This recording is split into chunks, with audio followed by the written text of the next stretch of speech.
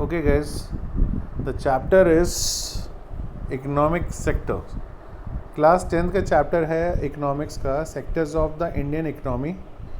बहुत ही simple chapter है, इसमें बिल्कुल भी टेंशन लेने की ज़रूरत नहीं है। तो on the basis of nature of activity बेटा 3 सेक्टर्स में डिवाइडेड है हमारी इकोनॉमी। पहला है प्राइमरी सेक्टर, दूसरा है सेकेंडरी सेक्टर और तीसरा है टर्शरी सेक्टर। इन तीनों में डिफ्रेंशिएट करने के लिए आ सकता है। फॉर एग्ज़ाम्पल सेक्टर्स जिसमें गुड्स प्रोड्यूस्ड होता है नेचुरल रिसोर्सेज से, उसे बोला जाता है प्राइमरी सेक्टर। ये सेक्टर को हम एग्रीकल्चर और एग्रीकल्चर से रिलेटेड जो सेक्टर्स हैं उनको इंक्लूड करते हैं। लाइक एग्जांपल कौन से हैं? एग्रीकल्चर है, डेयरी है, फिशिंग है, ये सब प्राइमरी सेक्टर्स में आते हैं। सेकेंडरी सेक्टर्स में वो सेक्टर होते हैं जिसमें नेचुरल प्रोडक्ट जो हमें प्राइमरी सेक्टर से मिलता है उसको पहले हम किसी फॉर्म में चेंज करते हैं, अलग अलग तरीके जो होते हैं मैन्युफैक्चरिंग के, उनको सेकेंडरी सेक्टर कहते हैं। इसको हम इंडस्ट्रियल सेक्टर्स भी कहते हैं। For example yarn and cloth, weaving from cotton fibre, उसके बाद शुगर या गुड़ जो शुगर केन से बनता है, ये सब सेकेंडरी सेक्टर में आते हैं। और उसके बाद बात करते हैं बड़ा टर्शरी सेक्टर के बारे में। तो सेक्टर्स जो हमें हेल्प करता है डेवलपमेंट प्राइमरी और सेकेंडरी सेक्टर्स को इम्प्रूव करने में, उसे कहा जाता है टर्शरी सेक्टर। इसको सर्विस सेक्टर भी कहा जाता है। इसमें बैंकिंग, ट्रांसपोर्ट, ये सारी चीज़ें आती हैं। तो अगर हम कंपेयर करें तो डिफरेंसेस आ सकता है बेटा प्राइमरी, सेकेंडरी एंड टर्शरी। अब बात करते हैं जीडीपी यानी ग्रॉस डोमेस्टिक प्रोडक्ट के बारे में। बहुत ही कॉमनली आस्क्ड क्वेश्चन है। तो वैल्यू जो है बेटा फाइनल गुड्स और सर्विसेज का जो कि प्रोड्यूस होता है हर सेक्टर में किसी एक पर्टिकुलर ईयर में, वो प्रोवाइड करता है टोटल प्रोडक्शन उस सेक्टर का उस साल में। और सम ऑफ द प्रोडक्शन तीनों ही सेक्टर्स में, यानी प्राइमरी सेक्टर्स में, सेकेंडरी में, टर्शरी में, यह हमें देता है जीडीपी। तो जीडीपी भी पूछ लेते हैं इस चैप्टर से। उसके बाद हिस्टोरिकल चेंजेस जो इन तीनों सेक्टर्स में हुए। तो जब हमें इंडिपेंडेंस मिला 1947 में, उसके बाद से इंडिपेंडेंस से लेके 1972 तक प्राइमरी सेक्टर जो था वो सबसे इम्पॉर्टेंट या प्रोमिनेंट था हमारे जीडीपी के लिए, क्योंकि फार्मिंग मेथड इम्प्रूव हुए, बहुत सारा फूड को प्रोड्यूस किया गया। लोग जो था उन्होंने अपनी एनर्जी को चैनलाइज्ड किया मैन्युफैक्चरिंग की तरफ, और बहुत ही जल्दी सेकेंडरी सेक्टर ने स्पीड पकड़ लिया क्योंकि डेवलपमेंट हो गया था बेटा प्राइमरी और सेकेंडरी सेक्टर में। तो इंफॉर्मेशन और टेक्नोलॉजी, ट्रेड, ट्रांसपोर्ट यानी टर्शरी सेक्टर, इसको भी इम्पोर्टेंस मिला। और 2011-12 में टर्शरी सेक्टर इंडियन जीडीपी का अप्रॉक्सीमेटली 60% हो गया था। अगर हम primary, secondary, tertiary sectors India में बात करें तो अगर जीडीपी की बात करें 1973-74 से लेके 2013-14 तक, तो बहुत ही डोमिनेंस था प्राइमरी सेक्टर, और प्राइमरी सेक्टर से वो शिफ्ट हो चुका था टर्शरी सेक्टर में। उसके बाद 40 इयर्स 1973 से लेके 2013-14 तक जब प्रोडक्शन सभी सेक्टर्स में बढ़ गया था बहुत ज़्यादा, तो उसके बाद बड़ा टर्शरी सेक्टर में भी डेवलपमेंट हुआ। अब टर्शरी सेक्टर्स जो है वो इमर्ज होके सामने आया, लार्जेस्ट प्रोड्यूसिंग सेक्टर इंडिया में, क्योंकि काफ़ी लोगों को सर्विस सेक्टर में सबसे ज़्यादा जॉब्स मिलती है। उसके बाद क्या कारण था कि टर्शरी सेक्टर जो था वो सबसे इम्पॉर्टेंट हो गया इंडिया में? क्योंकि ये प्रोवाइड करता था बेटा बेसिक सर्विस लोगों को, जैसे हॉस्पिटल, पोस्ट ऑफिस, टेलीग्राफ, और डेवलपमेंट ऑफ एग्रीकल्चर और इंडस्ट्री, ट्रांसपोर्ट, ट्रेड, ये सारे एक्टिविटीज़ भी काफ़ी इम्पॉर्टेंट होते हैं। उसके बाद जैसे जैसे इनकम लेवल लोगों का बढ़ा तो ज़्यादा सर्विस की ज़रूरत होने लग गई, जिसके कारण लोगों का डिमांड काफ़ी बढ़ गया। अब सर्विसेज जो था बेटा वो किस पे बेस्ड था? इंफॉर्मेशन एंड कम्युनिकेशन पे। तो ये बहुत ज़रूरी हो गया। देखा ही होगा कि भाई कौन सा कनेक्शन है, एयरटेल है, जियो है, इंटरनेट चाहिए, तो ये सभी सर्विस सेक्टर्स में ही आते हैं। इसमें फिर जो है एम्प्लॉयमेंट भी प्रोवाइड होता है बहुत सारे लोगों को। उसके बाद where are the most people employed, सबसे ज़्यादा लोग कहाँ पे नौकरी करते हैं? तो share of the primary sector of जो हमारे जीडीपी कंट्री का आज भी 74% है। ओके, और 49% हो गया, थोड़ा सा कम हो गया 2011-12 तक। आज की एज में शेयर ऑफ टर्शरी सेक्टर काफ़ी बढ़ गया टू अ ग्रेट एक्सटेंट, और शेयर ऑफ प्राइमरी सेक्टर काफ़ी कम हो गया, क्योंकि ग्रेटेस्ट नंबर ऑफ पीपल जो थे, around half of the population, वो प्राइमरी सेक्टर में लेकिन अभी भी इन्वॉल्व है।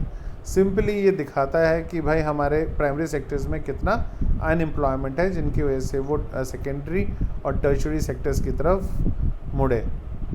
उसके बाद अलग अलग तरह के अनएम्प्लॉयमेंट होते हैं इंडिया में, अंडर एम्प्लॉयमेंट या डिसगाइज्ड एम्प्लॉयमेंट, उसके बाद सीजनल अनएम्प्लॉयमेंट। अब हम जानते हैं कि ये कौन कौन से या किस किस प्रकार के अनएम्प्लॉयमेंट होते हैं, बेरोज़गारी होते हैं। तो अंडर एम्प्लॉयमेंट या डिसगाइज्ड एम्प्लॉयमेंट बहुत ही इंपॉर्टेंट है। एक ऐसा सिचुएशन जहाँ ज़्यादा लोग जो हैं वो एक्चुअली इंगेज होते हैं एज़ कम्पेयर टू जितने की ज़रूरत है। फॉर एग्ज़ाम्पल मान लो एक खेत है जिसे एक इंसान भी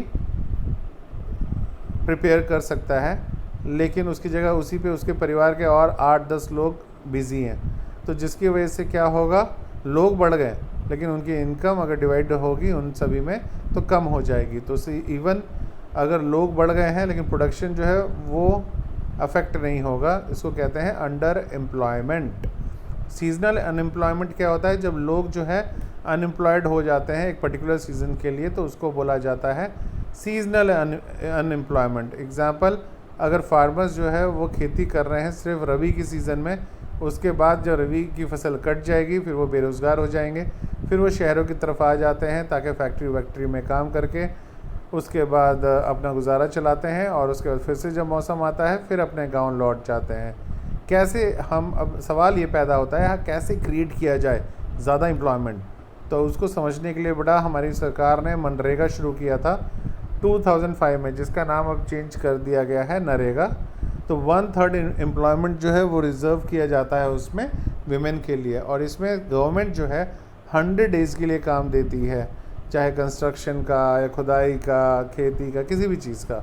लॉन्ग टर्म की बात करें तो इसमें एग्रीकल्चरल फैसिलिटीज़ दी जाती है, सस्ता एग्रीकल्चरल क्रेडिट्स किसानों को दिया जाता है, इंडस्ट्रीज़ सेटअप करने के लिए सेमी रूरल एरियाज़ में सिचुएशंस क्रिएट की जाती है, ज़्यादा से ज़्यादा स्कूल एंड कॉलेजेस खोले जाते हैं, ज़्यादा से ज़्यादा हॉस्पिटल्स खोले जाते हैं लॉन्ग टर्म के लिए। MNREGA, Mahatma Gandhi National Rural Employment Guarantee Act, इसमें बड़ा 100 डेज़ के लिए सरकार नौकरी देती है, चाहे कोई गवर्नमेंट प्रोजेक्ट्स चल रहा होता है तो उसमें लोगों को इंगेज कर दिया जाता है। अगर गवर्नमेंट फेल होती है अपनी ड्यूटी करने में, एम्प्लॉयमेंट प्रोवाइड करने में, तो वो अनएम्प्लॉयमेंट अलाउंस लोगों को उसको देना पड़ता है। ये स्टार्ट हुआ था बेटा ये सेटअप सारा स्टार्ट हुआ था, एक राइट है हमारा, राइट टू वर्क, ये हमारा डायरेक्टिव प्रिंसिपल्स है स्टेट्स के लिए।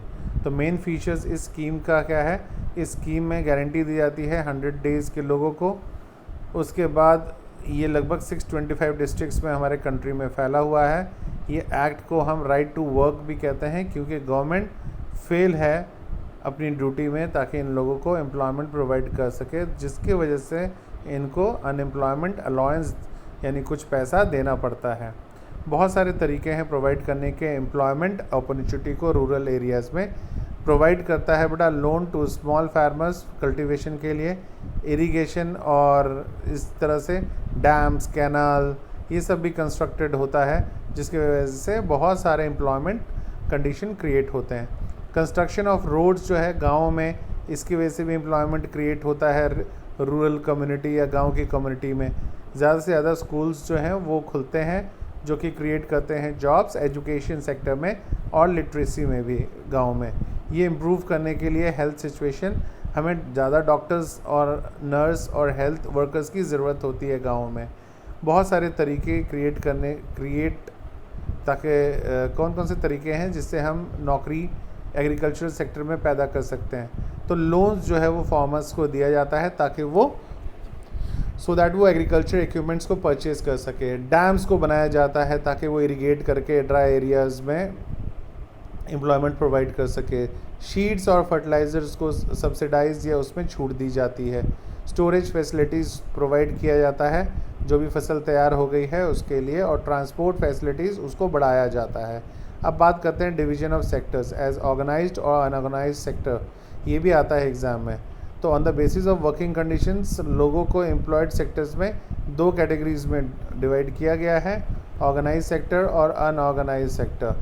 तो इसमें ऑर्गेनाइज सेक्टर होता है कि इसमें कवर करता है वो एंटरप्राइजेज या प्लेसेस ऑफ वर्क जहाँ पे टर्म्स ऑफ एम्प्लॉयमेंट रेगुलर है और पीपल जो है उनको काम देने के लिए एश्योर किया जाता है। इसको बोलते हैं ऑर्गेनाइज सेक्टर, क्योंकि इसमें कुछ फॉर्मल प्रोसेस होता है और प्रोसीजर्स। ये इंटरप्राइजेज जो है बड़ा रजिस्टर्ड होते हैं गवर्नमेंट के पास और इनको फॉलो करना पड़ता है रूल्स एंड रेगुलेशंस, जो कि minimum wages act, factory act etcetera. जबकि अनऑर्गेनाइज सेक्टर कौन सा होता है, ये बड़ा कवर्ड नहीं करता रजिस्टर्ड विद गवर्नमेंट के साथ, और ये सेक्टर जो है कैरेक्टराइज्ड होता है स्मॉल और स्कैटर्ड यूनिट्स में, जो कि लार्जली गवर्नमेंट कंट्रोल के बाहर होता है और इसमें गवर्नमेंट का इंटरफेरेंस नहीं चलता। वर्कर्स यहाँ पे जो बड़ा इनको कम सैलरी दी जाती है, इनका ओवर टाइम का कोई भी प्रोविज़न नहीं है और पेड हॉलीडेज़ एट्सेट्रा ऐसी कोई भी चीज़ नहीं दी जाती। तो ये जो डिफरेंस है बेटा, फिक्स्ड वर्किंग आवर्स होता है ऑर्गेनाइज सेक्टर में, अनऑर्गेनाइज सेक्टर में वर्किंग आवर्स फिक्स्ड नहीं होता। फिक्स्ड मिनिमम वेजेस, मतलब मिनिमम इतना ही सैलरी उनको मिलेगी ही मिलेगी ऑर्गेनाइज सेक्टर में। अनऑर्गेनाइज्ड में ऐसा कुछ भी नहीं होता। ऑर्गेनाइज सेक्टर्स में एम्प्लॉयमेंट सिक्योर्ड होता है, अनऑर्गेनाइज सेक्टर में कोई सिक्योर नहीं होता है एम्प्लॉयमेंट। उसके बाद ऑर्गेनाइज सेक्टर में एन्जॉयबल वर्किंग कंडीशन होता है, जबकि अनऑर्गेनाइज सेक्टर में इतना एन्जॉयबल नहीं होता। अदर फैसिलिटी जैसे मेडिकल, ग्रेच्युटी, दूसरे पेंशन्स भी प्रोवाइड किए जाते हैं ऑर्गेनाइज सेक्टर में। अनऑर्गेनाइज सेक्टर्स में ऐसी कोई फैसिलिटीज़ प्रोवाइड नहीं की जाती है। क्यों वर्कर्स अनऑर्गेनाइज सेक्टर्स में बड़ा प्रोटेक्शन चाहिए इश्यूज़ जैसे वेजेस यानी सैलरी के लिए, सेफ्टी के लिए और हेल्थ के लिए? तो एम्प्लॉय बड़ा refuse to follow that protect labourers, that is why protection is needed, ताकि उनको कोई फ़ायदा ना उठा सके फैक्ट्री या कैपिटलिस्ट। तो वर्कर्स जो है उनको फेयर वेजेस नहीं दिया जाता, तो जिसकी वजह से उन्हें प्रोटेक्शंस की ज़रूरत है। जॉब जो है वो सिक्योर नहीं होता, इसीलिए जो है इनको प्रोटेक्शंस की भी ज़रूरत है। वर्कर्स जो है उनको कोई दूसरा बेनिफिट नहीं मिलता, जैसे कि provident fund, gratuity, paid leaves, medical benefits etcetera. कोई पेंशन नहीं मिलता रिटायरमेंट के बाद। नेक्स्ट क्वेश्चन है बेटा, कैसे प्रोटेक्ट करते हैं वर्कर्स अंडर अनऑर्गेनाइज सेक्टर? तो बहुत सारे ग्रुप्स ऑफ वनरेबल पीपल हैं जिनको प्रोटेक्शंस की ज़रूरत होती है अनऑर्गेनाइज सेक्टर में। तो गांव में फार्मर्स जो होते हैं उनको सपोर्ट दिया जाता है, adequate facilities for timely delivery of, ताकि उनको टाइमली डिलीवरी ऑफ शीड्स मिल सके, एग्रीकल्चरल इनपुट्स मिल सके, क्रेडिट मिल सके, स्टोरेज, ये सारी चीज़ें मिल सके। शहरों में स्मॉल स्केल इंडस्ट्री को प्रोटेक्ट किया जाता है गवर्नमेंट द्वारा, ताकि raw material and marketing of output easily मिल सके। प्रोटेक्शन और सपोर्ट फार्मर्स एंड वर्कर्स के लिए ज़रूरी है, ताकि उन्हें इकोनॉमिक और सोशल डेवलपमेंट मिल सके। Sectors in terms of ownership भी कभी आ जाता है। इसमें दो सेक्टर्स है बेटा, एक है पब्लिक सेक्टर, एक है प्राइवेट सेक्टर्स। पब्लिक सेक्टर्स इसमें गवर्नमेंट, और जहाँ पे गवर्नमेंट ओन्स करती है अपने एसेट्स और प्रोवाइड करती है सर्विस पब्लिक को, उन सेक्टर्स को बोलते हैं public sector. For example Indian railway, इसमें गवर्न करती है इंडियन गवर्नमेंट, लेकिन हाल ही में इसका प्राइवेटाइजेशन किया जा चुका है। प्राइवेट सेक्टर में, इस सेक्टर में ओनरशिप जो एसेट्स का है और डिलीवरी ऑफ सर्विस का, ये किसी एक इंडिविजुअल या प्राइवेट कंपनीज़ के हाथ में रहता है, जैसे इन्फोसिस, TCS एट्सेट्रा। TCS किसके हाथ में रहता है? टाटा के हाथों में। डिफरेंस बिटवीन प्राइवेट और पब्लिक सेक्टर एग्जाम में अक्सर पूछ लिया जाता है। पब्लिक सेक्टर में मेन एम होता है इस सेक्टर का ताकि पब्लिक का ध्यान रखा जाए। प्राइवेट सेक्टर में मेन एम होता है इस सेक्टर का कि सबसे ज़्यादा प्रॉफिट कमाया जाए। पब्लिक सेक्टर में कंट्रोल और मैनेज गवर्नमेंट करती है, जबकि प्राइवेट सेक्टर में ये कंट्रोल और मैनेज कोई एक इंडिविजुअल या ग्रुप ऑफ इंडिविजुअल करता है। उसके बाद पब्लिक सेक्टर में नेसेसरी फैसिलिटीज़ ये गवर्नमेंट प्रोवाइड करती है, जबकि अनऑर्गेनाइज सेक्टर में सारी फैसिलिटीज़ कोई एक इंडिविजुअल या ग्रुप ऑफ इंडिविजुअल प्रोवाइड करेगा। ऑर्गेनाइज सेक्टर में बेटा एम्प्लॉयमेंट सिक्योर्ड होता है और प्राइवेट सेक्टर में एम्प्लॉयमेंट जो है नॉट सिक्योर। उसके बाद बेटा पब्लिक सेक्टर में और क्या होता है? फिक्स वेजेस, इंपॉर्टेंट फैसिलिटीज़ जैसे PF, VF, मेडिकल क्लेम, ये सारी चीज़ें मिलती हैं, और प्राइवेट में ये सारी चीज़ें नहीं मिलती। तो सेक्टर्स जो प्रोवाइड करता है बेसिक फैसिलिटीज़ जैसे education, health, food, security to the people, example कौन से हैं? BSNL, पोस्ट ऑफिस, ये सब। और प्राइवेट सेक्टर में कौन है बेटा? टिस्को, रिलायंस, ये सारी चीज़ें। अब फार्मिंग सेक्टर में क्या क्या मेजर प्रॉब्लम्स है, ये भी कई बार पूछा गया है। तो अनइरिगेटेड लैंड, जो कि बेकार लैंड पड़े होते हैं, फ्लक्चुएशन इन इनकम, कभी इनकम ज़्यादा कभी कम, डेब्ट बर्डन मतलब उधारी ज़्यादा, या no job in off season में कोई जॉब नहीं होता उनके पास, और ये कंपेल्ड यानी मजबूर हैं ताकि वो अपने ग्रेन्स को लोकल ट्रेडर्स के पास जल्दी से बेच दें ताकि बारिश में उनकी फसल ख़राब ना हो जाए सस्ते दरों में, जिससे उनको नुकसान होता है। आई होप सो आपको ये चैप्टर समझ में आ गया होगा। Thank you very much.